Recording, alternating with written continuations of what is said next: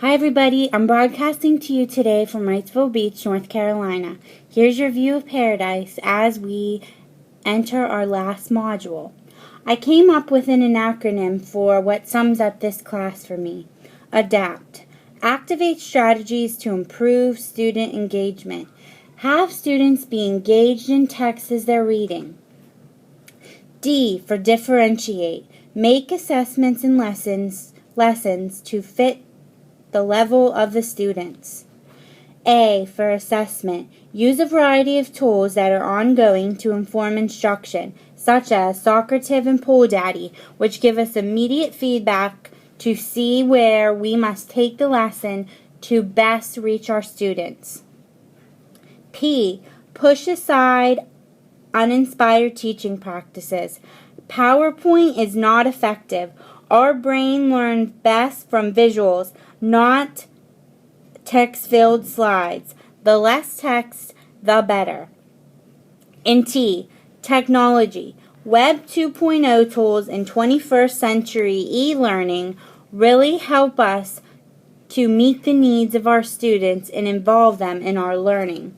The HEAT framework and the Lodi sniff test really helped me as a teacher find how I need to shape my lessons and infuse technology to encourage higher order thinking and to reach the highest level of Lodi, that you want to use multiple technologies and it is student-centered. It's not all in the comfort zone of the teacher or doing what the teacher wants. It's all about what helps the students be the best learner.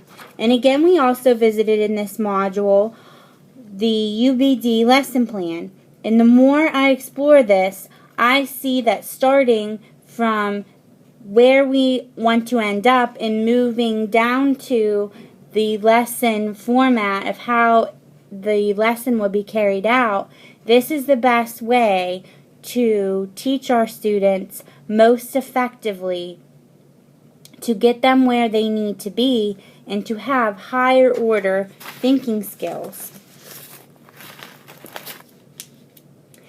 We also explored learning that the framework for 21st century learning, the student outcomes were life and career skills, learning innovation skills, critical thinking, communication, collaboration, and creativity, the core subjects, and information, media, and technology. We learned how important this is to include in every single lesson to change our students, to prepare them for the real world in the 21st century whenever they leave our classrooms.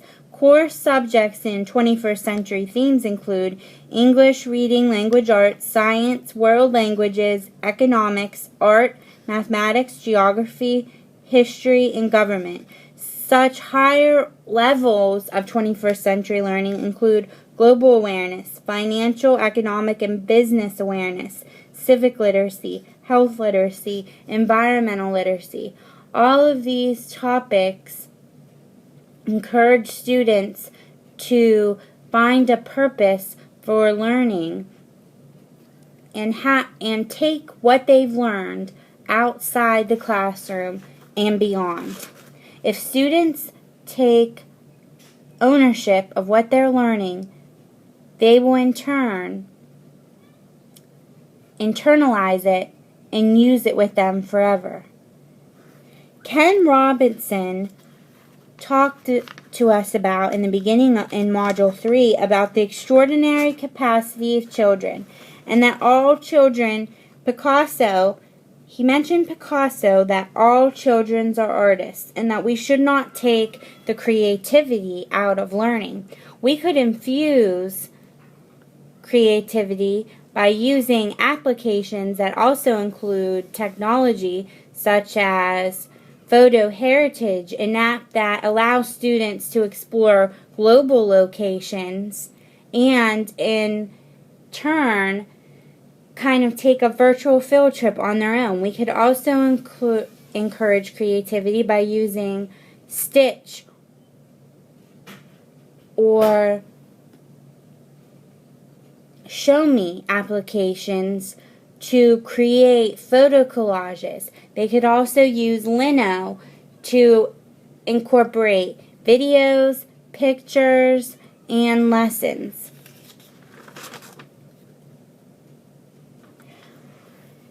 When a student discovers their talents, it is an epiphany, and that we need to realize that we need to educate our students as a whole, and this in turn gives us hope for the future.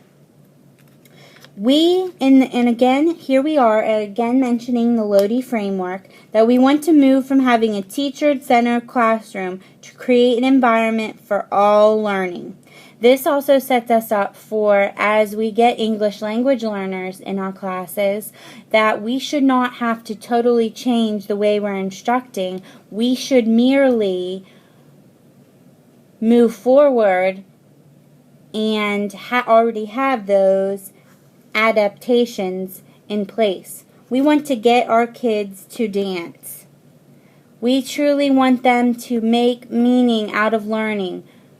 We want it to stick with them forever. We want them to be excited to learn. Now, in Module 4, we talked about that we want to teach writing to facilitate comprehension. Thinking plus learning equals writing. In our classroom environments, we want to encourage writing, reading, and exploring ideas. We could encourage students to invite before reading or after reading. We want them to think more deeply about what they are reading and make meaning. Writing improves thinking, it facilitates learning, and it is closely connected to reading. Writing is a way of knowing. It shows what students are thinking on paper. It is a dynamic process of constructing meaning. Writing about concepts and ideas encountered in text improves student acquisition of context. Reading and writing together can give great problem-solving skills. We also need to think about teaching Tier 1, Tier 2, and Tier 3 vocabulary words, and include intensive instruction vocabulary and moving away from just looking up and memorizing terms. Ways we could include writing in everyday lessons are by using learning logs, exploratory writing, double entry journals. We could use Write to Learn lessons as stated in VACA to VACA, that this would be short and informal. We could do it before reading, where students tap into prior knowledge and make connections from what they already know to new things they might learn after this. Students could also learn to use point of view guides. Students first read the text and take notes, and then they role play. Or they could include writing by using unsent letters, by role playing, writing a letter in response to materials being studied. Or they could do a bio poem, playing with ideas using precise language in a poetic framework. Admission slips and exit slips are great tools to include writing, as well as having an assessment to directly see what the students know and where they need to go. In Medina's Rules 9 and 10, we explored how to integrate multiple senses into our lessons, to not just use seeing, hearing, to include multiple senses, because that is how we were bred. We were born that way. And this optimizes the environment for student learning. And in Rule 10, Medina talked about vision trumping all senses.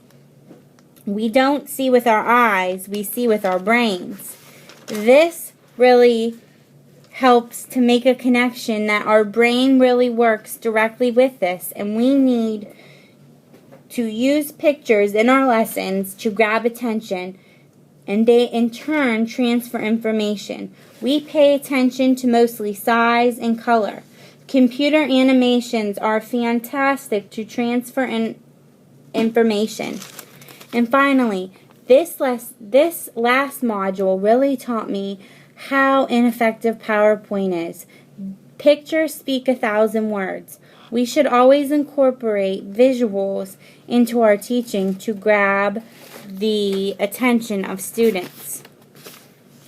This module has really taught me to, using the sniff test, really think about my own instruction and how to better benefit students. Once again, we talked about many 21st century applications such as Tagxedo. Students could use Tagxedo to create a summary of what they've read. Or we could have them use Lino, where they log in to their own account and express their ideas. You could give immediate feedback in grading using this format.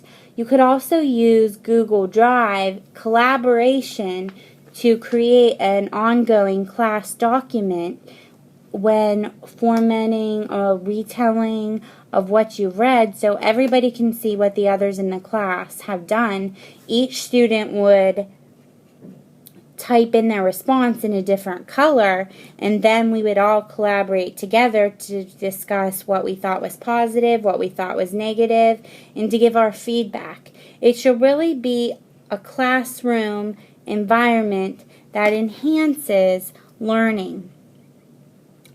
As teachers, we must be up to date on the most recent trends and allow our lessons to be student-centered. Again, this module has greatly challenged me to become a better teacher and inform instruction. Thank you, and I hope you enjoyed my video.